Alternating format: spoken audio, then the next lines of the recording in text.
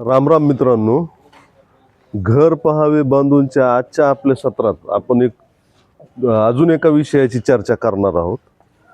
बऱ्याचदा काय होतं की कंजेस्टेड एरियामध्ये घराला घर हे एकमेकांना चिटकून असतात, तर ते जिथं जॉईंट असतो तिथं प्लास्टर करता येत नाही, काही करता येत नाही. दोन्ही घराचा जिथं जॉईंट असतो तिथं लिकेजचा खूप प्रॉब्लेम असतो. वरून ज्यावेळेस पाऊस येतो त्यावेळेस ते पाणी सगळं भिंतीमध्ये शिरतं, भिंती सगळ्या सरदा धरतात.